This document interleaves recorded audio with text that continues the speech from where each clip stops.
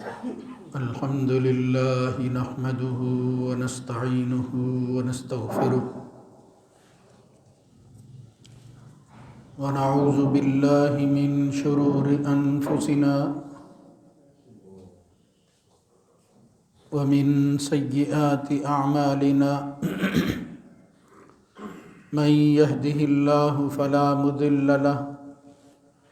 ومن يضلل فلا هادي له وأشهد أن لا إله إلا الله وحده لا شريك له وأشهد أن محمدًا عبده ورسوله اللهم صل على محمد وعلى آل محمد كما صليت على إبراهيم وعلى آل إبراهيم إنك حميد مجيد اللهم بارك على محمد وعلى آل محمد كما باركت على إبراهيم وعلى آل إبراهيم في العالمين إنك حميد مجيد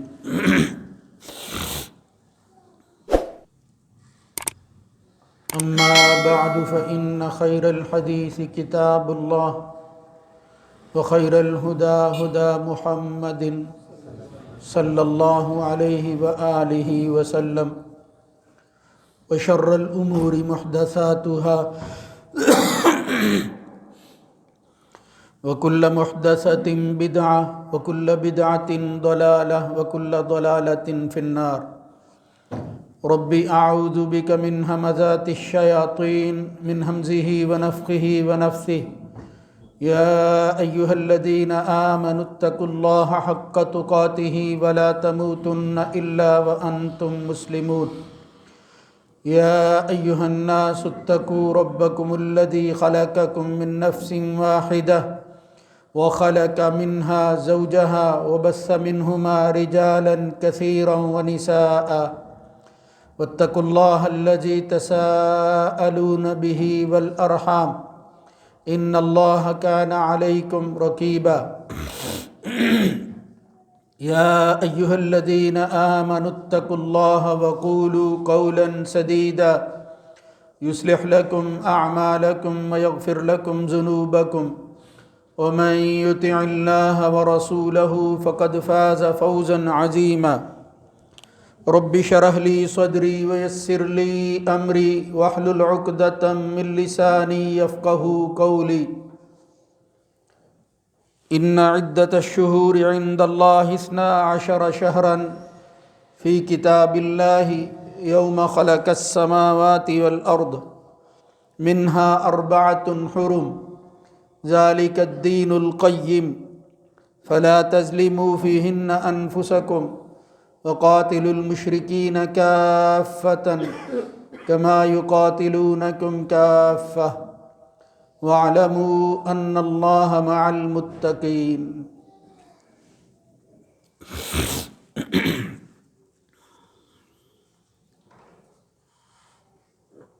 بلا شبہ اللہ کے ہاں مہینوں کی تعداد 12 ہے۔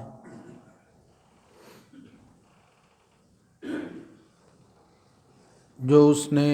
اپنی کتاب میں لکھ رکھی ہے، جس دن سے آسمانوں اور زمین کو اس نے بنایا ہے، ان میں سے 4 حرمت والے ہیں۔ یہی سیدھا اور مستقیم اور صاف ستھرا دین ہے، لہذا ان میں تم اپنی جانوں پر ظلم نہ کرو اور مشرکوں سے پوری طرح لڑائی کرو، جس طرح وہ تمہارے ساتھ جو ہے وہ لڑائی کرنے میں کسر نہیں چھوڑتے، اور جان لو کہ اللہ تعالیٰ متقین کے ساتھ ہے۔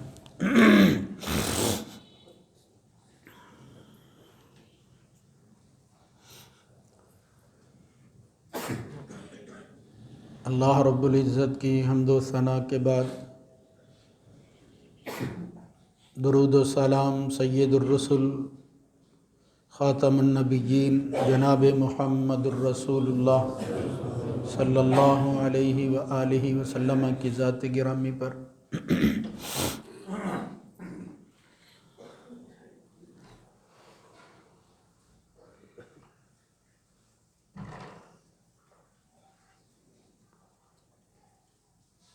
انسانی تاریخ اور بالخصوص سامی مذاہب یا آسمانی مذاہب کو ماننے والے لوگوں کے حالات سے پتہ چلتا ہے کہ جب کبھی کسی قوم نے مذہب اور دین کے حوالہ سے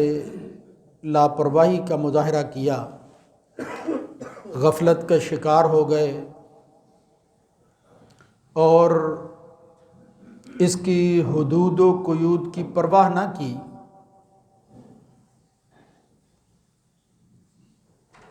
اور بعض دفعہ اس غفلت اور لاپرواہی کی وجہ ان کی اپنی عقیدت بنی، ان کے رسومات رہے، مروجہ طریقہ کار جس پر لوگ اپنی اپنی زندگی گزارتے، ان کو تقویت پہنچانے کے لیے مذہب کا سہارا لیا گیا،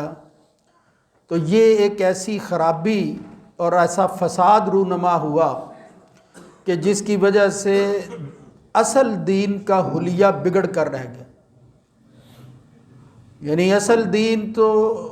اللہ رب العزت کی اس وحی کا نام ہے جو وہ اپنے اپنے وقت کے اندر بھیجے ہوئے پیغمبروں پر کرتا رہا، اس وحی کا نام ہی صرف دین ہے، اور وہ اتھارٹی جو وحی نازل کرتی ہے وہ صرف اللہ رب العزت کی ہستی ہے۔ لیکن اس کو اپنے ہاتھ میں لینے کی وجہ سے جو خرابیاں اور جو فساد رونما ہوئے، ان کی وجہ سے پھر دین بعض دفعہ رسومات جو ہے ان تک محدود رہ گیا، جو اس کی حقیقی روح ہوتی تھی وہ ختم ہو گئی۔ یعنی دین کا اصل مقصد وہ اس دنیا کے اندر ایک ایسی مثال قائم کرنا ہے کہ جس سے یہ چلتے پھرتے لوگوں کے سامنے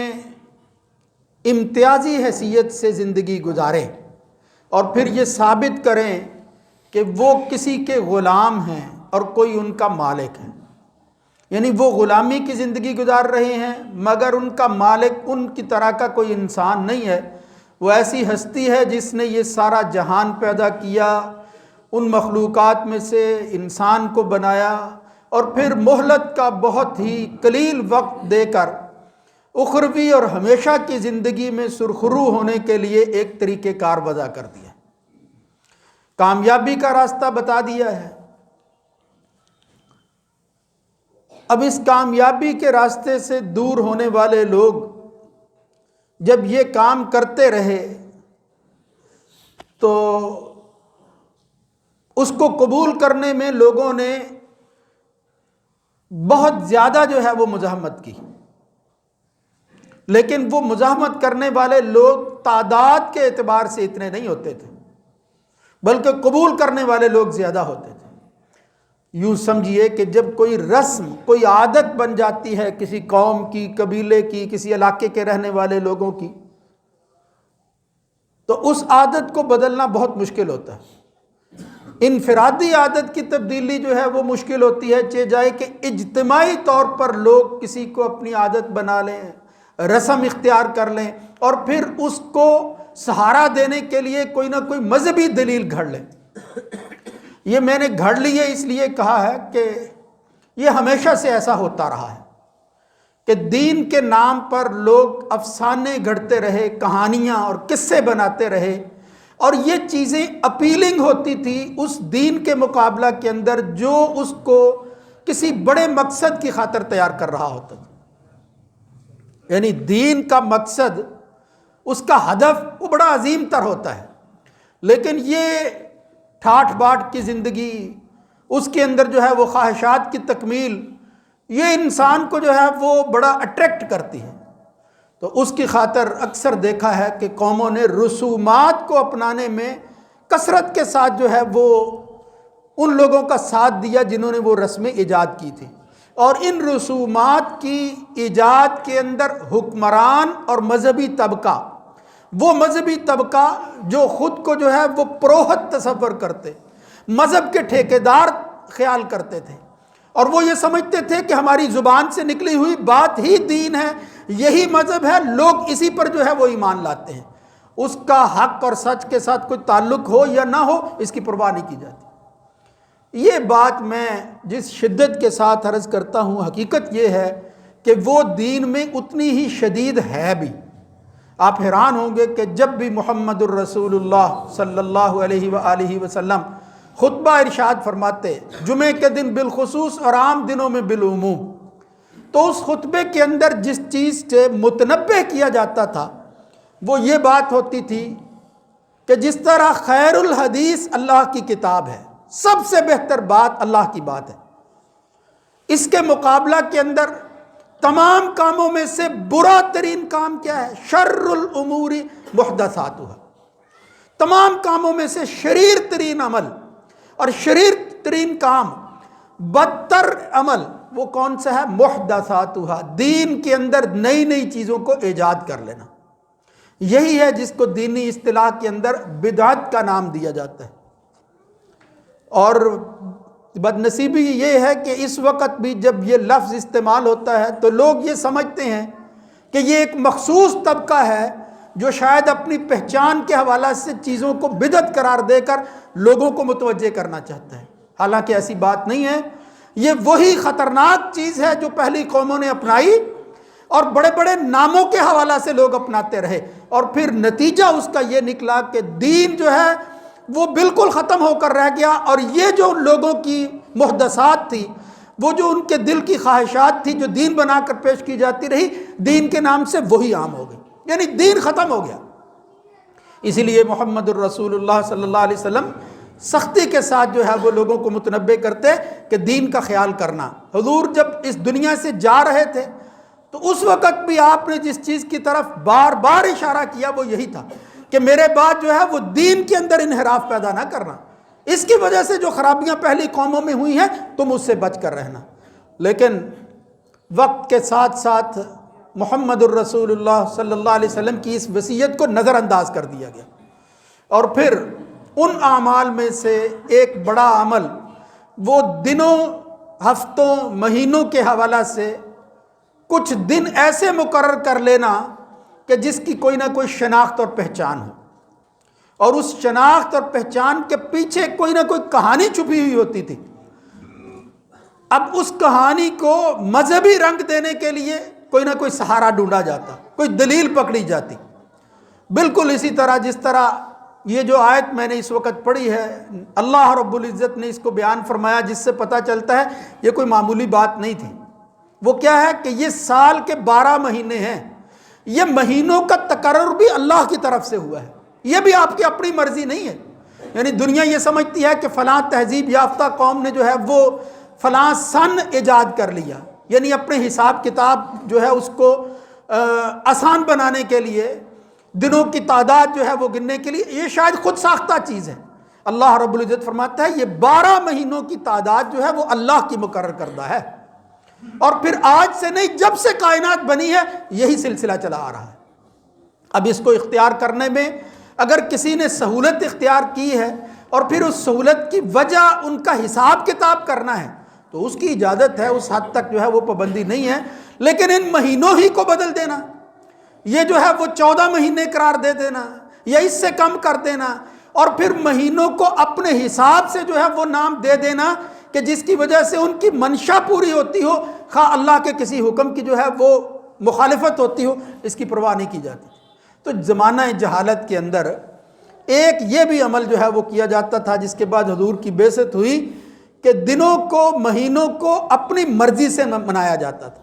اور وہ جو میں کہہ رہا ہوں کہ رسومات جو ہیں ان کو عام کیا جاتا۔ اس 9 مہینے، یعنی اب یہ جو سلسلہ اسلامی تاریخ کے اعتبار سے یہ جو ہجری سن جو ہے وہ قرار دیا جاتا ہے، اور ہجری سن کی جس طرح آغاز اور ابتدا کی مسلمانوں نے، تو پھر اس ہجری سن کے حوالہ سے جب یہ مہینہ آتا جس کو رجب کا مہینہ کہتے ہیں، تو اس کے اندر ان لوگوں نے پھر کچھ ایسی چیزیں جو ہے وہ ایجاد کر لی کہ جو بس ان کے ہاں مروج تھی، یعنی ایک ایسا معاشرہ جس میں ظلم اور ناانصافی اپنے عروج کو پہنچی ہوئی تھی، جس میں انسان کی کوئی قدر نہیں کی جاتی تھی، حتیٰ کہ اپنے کھانے پینے کی چیز جو ہے وہ کسی کا حق چھین کر لے لینا عیب ہی نہیں سمجھا جاتا تھا، معمول کی بات تھی۔ لوگ جو ہے وہ باقاعدہ جتھوں کی شکل کے اندر نکلتے اور لوگوں کو لوٹ کر واپس آ جاتے، کوئی ان کو پوچھنے والا نہیں ہوتا۔ اللہ رب العزت یہ بات فرماتا ہے فَلَا تَظْلِمُوا فِيهِنَّ أَنفُسَكُمْ، یہ کیا رسم تم نے بنا لی ہے؟ یہ ظلم کے لوگوں کا مال غصب کرنا، ظلم کرنا، ڈاکہ ڈالنا، یہ تم نے کوئی عیب ہی نہیں سمجھا، اس کو برائی تصور نہیں کرتے، اور پھر رسم کے طور پر یہ کہتے ہو کہ یہ جو حرمت والے مہینے ہیں ان میں ہم یہ کام نہیں کریں گے۔ یعنی ظلم ہی ہوتا ہے، کسی کا مال غصب کرنا، وہ خواہ کسی بھی دن ہو، کسی بھی مہینے کے اندر ہو، اس کی اجازت نہیں ہوتی۔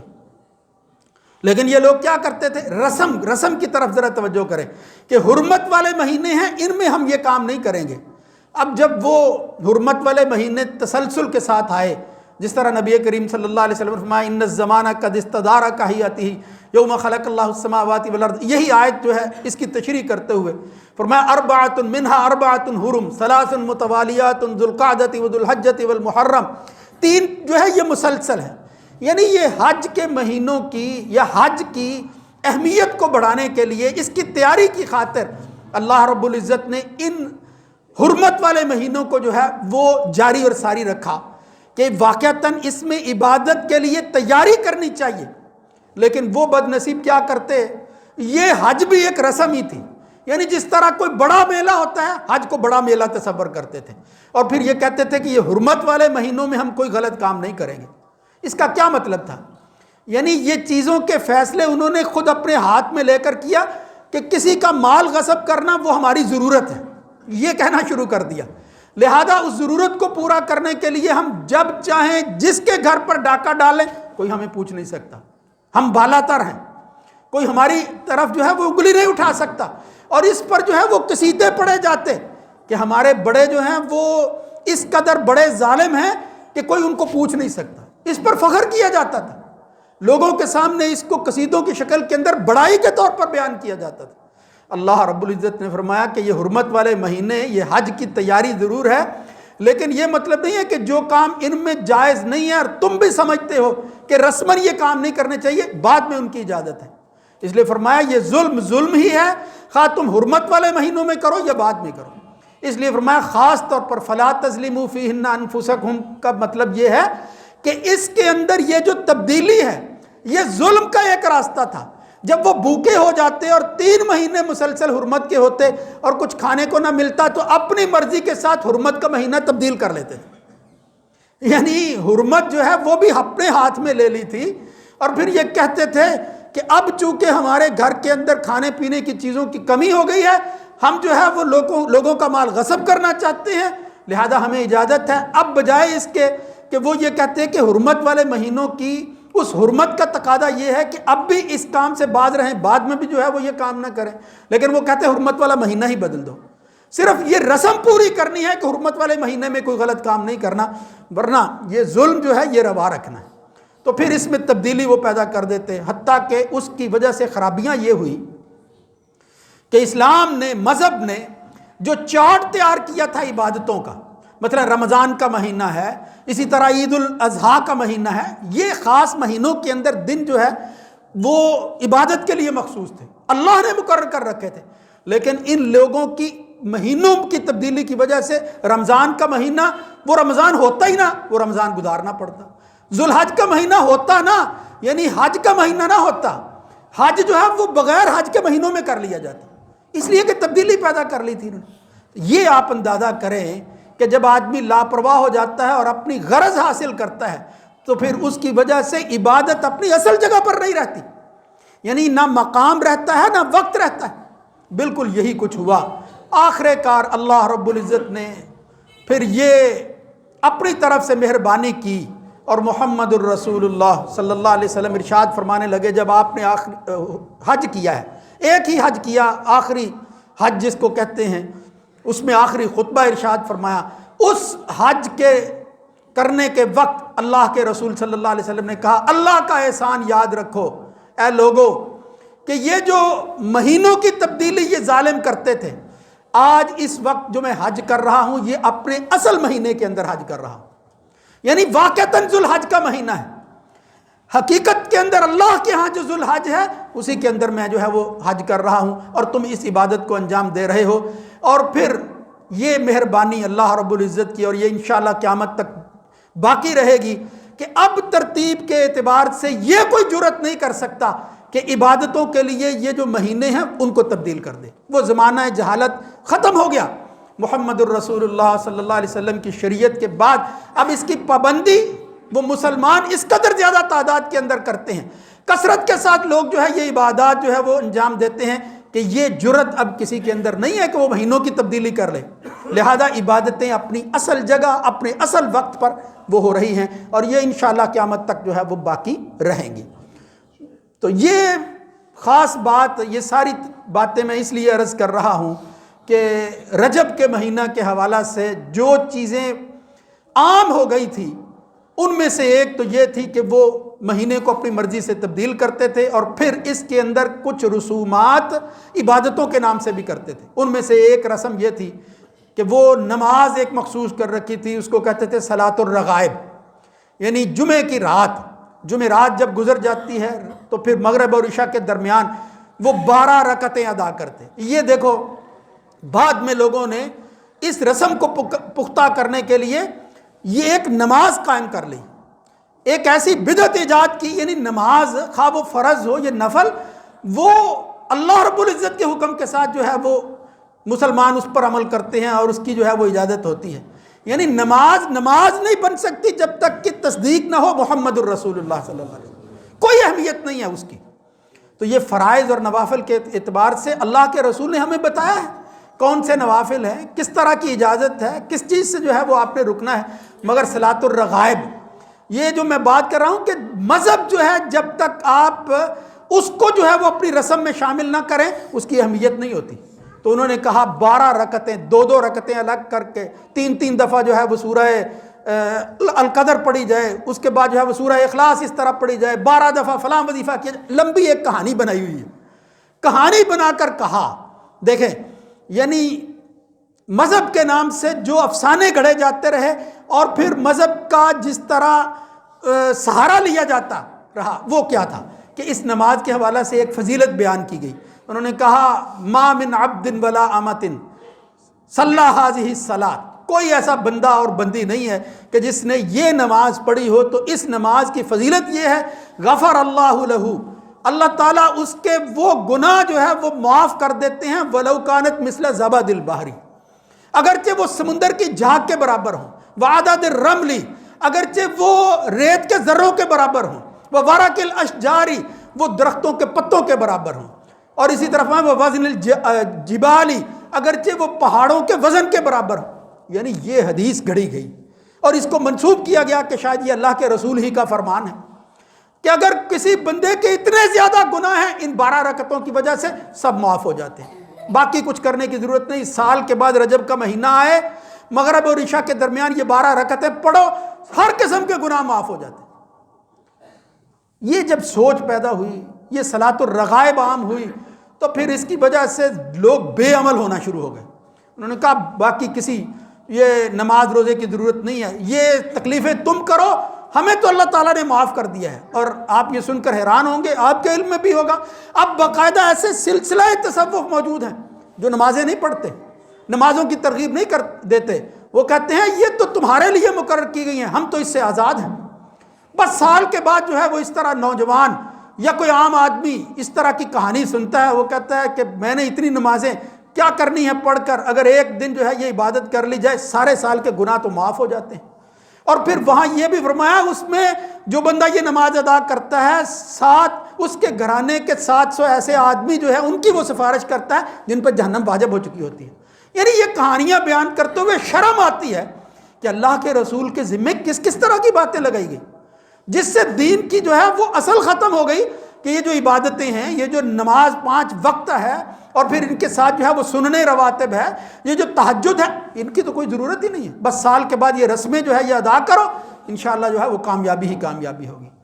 تو یہ صلاۃ الرغائب ہے۔ اسی طرح پھر کہا جانے لگا کہ اگر کسی نے زکوٰۃ دینی ہے اس کے لیے بھی رجب کا مہینہ مخصوص ہے، اس کی بھی کوئی حقیقت نہیں ہے۔ سال جب مکمل ہو جائے کسی کے مال پر اور وہ نصاب کو پہنچ جائے اس پر زکوٰۃ واجب ہو جاتی ہے۔ عام طور پر مسلمان فضیلت حاصل کرنے کے لیے رمضان کا مہینہ منتخب کرتے ہیں، اس میں اللہ کے راستے میں خرچ کرنا، اس کی فضیلت وہ ضرور موجود ہے، لیکن حساب کر لینا، اس کی ذمہ داری اگر وہ پہلے بھی ہوتی ہے اس کو زکوٰۃ ادا کرنا اس وقت وہ ضروری ہوتا ہے۔ اس کے علاوہ بے شمار چیزیں ہیں، کوئی ایک نہیں ہے۔ یہ روزہ جو ہے وہ مخصوص کر لیا گیا۔ بعض لوگوں نے کہا کہ اس مہینے کے اندر عمرہ ادا کرنا دیگر مہینوں کی نسبت جو ہے زیادہ فضیلت ہے۔ اب میں وہ ساری تفصیل نہیں بیان کر سکتا وقت کی وجہ سے۔ اس کے ساتھ ساتھ ایک آخری چیز جو بر صغیر کے اندر خاص طور پر مشہور ہے، وہ کیا ہے؟ یہ امیر منائی ایک اسی طرح کا شاعر تھا، اس نے ایک افسانہ گڑھا، رافضی تھا، شیعہ مسلک تھا اس کا۔ اس نے کہا کہ اگر کوئی شخص جو ہے وہ فقیری کی زندگی گزار رہا ہے، اس کے پاس مال کی کمی ہو گئی ہے، تو پھر امام جعفر صادق کے نام پر وہ یہ فلاں نظر پوری کرے، اللہ تعالیٰ اس کے دن پھیر لے گا۔ یعنی حضرت امام جعفر صادق کے نام پر ایک کہانی پھر گڑھی گئی، ایسا افسانہ بنایا گیا کہ فلاں ایک لکڑہارا تھا، کوئی حال نہیں تھا اس کا، 12 سال اس کو جو ہے وہ پردیس میں گزارنا پڑے، اس کی بیوی جو ہے وہ کسی وزیر کے ہاں ملازم ہو گئی۔ آپ جانتے ہیں ان کو کہتے ہیں رجبی کنڈے، یعنی کنڈے کے نام سے ایک ایسی کھانے پینے کی جو ہے وہ رسم بنائی گئی کہ جس کی نسبت امام جعفر صادق کی طرف کی گئی، کہ اگر کوئی شخص، خود امام جعفر صادق آ کر کہتے ہیں اس کہانی میں کہ اگر کوئی شخص میرے نام پر یہ کام کرے گا اس کے دن پھر جائیں گے۔ تو یہ تو خواہش ہر انسان، ہر بندہ یہ چاہتا ہے کہ مال آ جائے،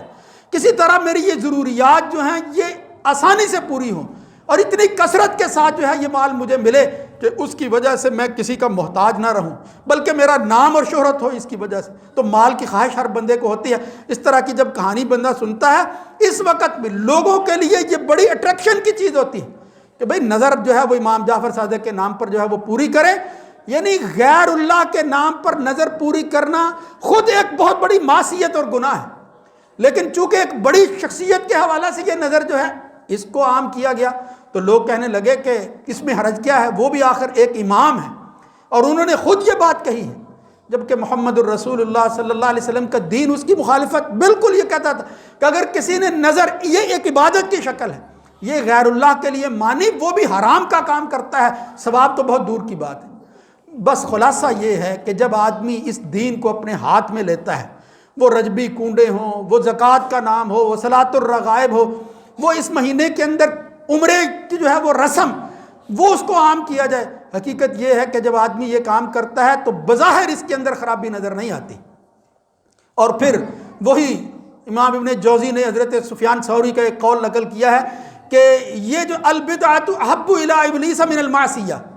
یہ جو بدعت ہوتی ہے دین کے اندر، اس طرح کی جو رسم پیدا کر کے لوگوں کو دین بنا کر دکھایا جاتا ہے، اس کو ابلیس بہت پسند کرتا ہے، شیطان بہت خوش ہوتا ہے۔ اس کے لیے سب سے زیادہ محبوب چیز یہ ہے کہ لوگ بدعت جو ہے وہ جاری کر دیں۔ کیوں؟ اس لیے فرمایا کہ ان المعصیۃ یتاب منہا والبدعۃ لا یتاب منہا۔ معصیت جب آدمی گناہ کرتا ہے وہ تو کہتا ہے کہ یار میں معافی مانگوں، بہت برا کام کر رہا ہوں، لیکن جب مذہب کے نام پر بدعت انسان جاری کر دیتا ہے پھر وہ کہتا ہے دین ہے نا، دین کے نام پر اچھائی ہے جو میں کر رہا ہوں، خیر ہے جس پر عمل کر رہا ہوں، اس میں جو ہے وہ توبہ کی پھر اس کو امید نہیں ہوتی، توبہ کی وہ ضرورت ہی محسوس نہیں کرتا۔ امید تو دور کی بات ہے، وہ کہتا ہے توبہ کرنے کی کیا ضرورت ہے، میں تو بہت اچھا کام کر رہا ہوں۔ تو میرے یہ بھائیوں، یہ جو باتیں میں عرض کر رہا ہوں یہ ہمارے ہاں بھی کسی نہ کسی طرح مروج ہیں، اور پھر لاپرواہی کے ساتھ جو ہے وہ دین کا حصہ بنائی ہوئی۔ لہذا بس گزارش یہ ہے کہ ان باتوں کو معمولی نہ سمجھو، انہی کی وجہ سے پہلی قومیں تباہ و برباد ہوئی ہیں، اور انجام کار جو ہے وہ اللہ نے ان کو عبرت بنا کر قرآن کا حصہ بنایا ہے۔ لیکن اگر ہم بھی وہی کام کرتے رہے، محمد الرسول اللہ صلی اللہ علیہ وسلم کے سامنے جب جائیں گے، اللہ کے رسول جو ہے وہ ہماری طرف توجہ نہیں کریں گے، بلکہ انکار کر دیں گے اللہ کے کہنے کے مطابق۔ یہ وہ بدبخت ہیں جن کو میں متنبع کر کے آیا تھا، لیکن انہوں نے اس تنبیہ پر عمل نہ کیا، میرے دین کا حلیہ بگاڑا۔ اور حضرت امام مالک کے کہنے کے مطابق کہ جب کوئی بندہ بدعت جاری کرتا ہے، وہ فقط زعم ان محمدن خان الرسالہ، وہ اپنے طور پر پھر یہ گمان کرتا ہے کہ اللہ کے رسول محمد صلی اللہ علیہ وسلم نے شاید رسالت پہنچانے میں کوئی خیانت کا ارتکاب کیا ہے، کوئی چیز رہ گئی تھی نا، یہ جو پوری کر رہا ہے، اس کا مطلب اللہ کا رسول نہیں بتا سکا، یہ پوری کر رہا ہے۔ تو پھر کیا اس کا نتیجہ ہوا کہ خیانت کی ہے، چھپا لیا ہے محمد الرسول اللہ صلی اللہ علیہ وسلم۔ لہذا اس عمل کو معمولی نہ سمجھا جائے، اس کو جو ہے